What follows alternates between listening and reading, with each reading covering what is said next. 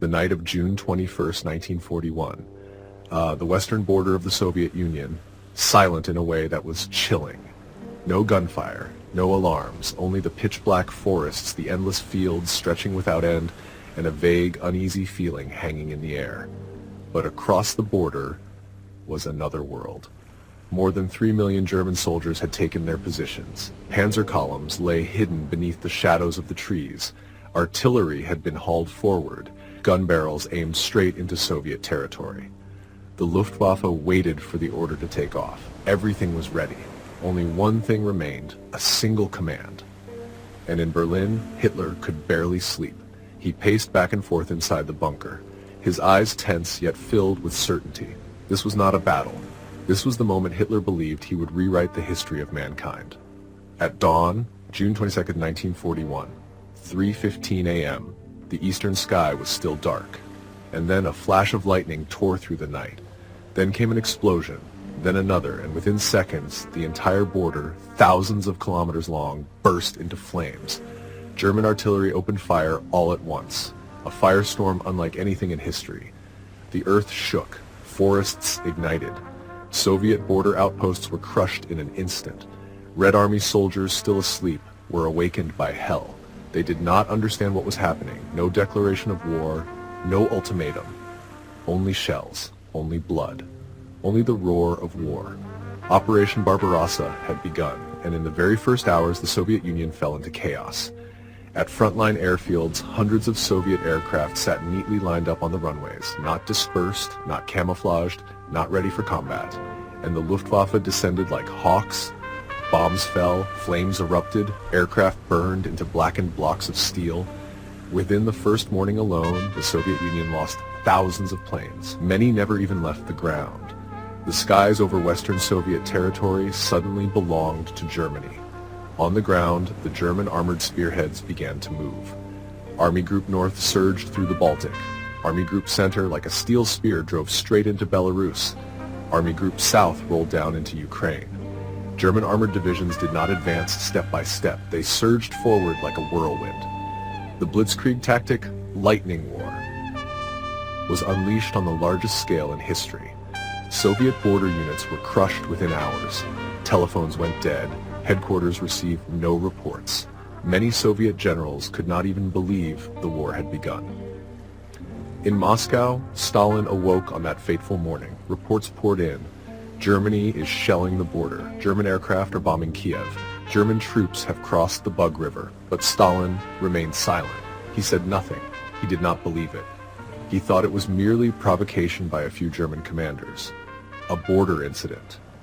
Hitler could not possibly be foolish enough. Germany could not possibly open an eastern front while Britain was still standing. But the truth was crashing down like a tidal wave. By noon on June 22, the entire western border line had shattered.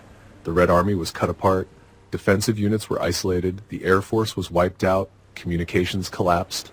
Many Soviet soldiers fought in desperation, without knowing who was in command, not knowing whether to retreat or hold their positions, not knowing how far the war had already spread.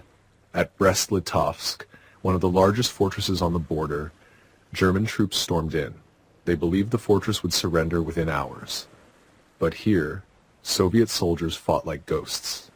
No reinforcements, no hope, only the will to survive. The Brest fortress became the first symbol of resistance, but across the entire front the balance did not tilt. It collapsed. German tank columns pushed forward dozens of kilometers each day. Border towns were taken in a single morning. Roads filled with fleeing civilians, people screamed, wagon caravans loaded with belongings, children dragged away in panic. An entire vast land was falling apart. And in those first hours, a horrifying truth emerged. The Soviet Union was completely unprepared. Stalin had ordered that Germany must not be provoked. Many Red Army units were forbidden to fire first. Many ammunition depots had not been opened. Many divisions were still only half deployed. The Kovo 41 defense plan remained only on paper. The Molotov line defenses were unfinished, a wall of concrete, but without a soul. Meanwhile, German forces advanced with absolute confidence. They believed this would be a walk in the park, a victory like France, a campaign of only a few weeks, a single blow to bring the Soviet Union down. Hitler declared, "All we have to do is kick in the door and the whole rotten structure will come crashing down." And on the first day, that door truly shook. In Moscow, by the evening of June 22, Stalin finally had to face reality. Molotov went on the radio. His voice trembled, but was clear. At 4 o'clock this morning, German forces attacked our country without declaring war. The entire Soviet Union fell silent, a vast nation suddenly dragged into a war of survival. But the most horrifying thing was that they still did not understand the scale of the storm. Barbarossa was not a military campaign, it was a war of annihilation. Behind the Panzer divisions came the Einsatzgruppen, special SS units. Their mission was not to seize territory, but to kill. Kill communist leaders.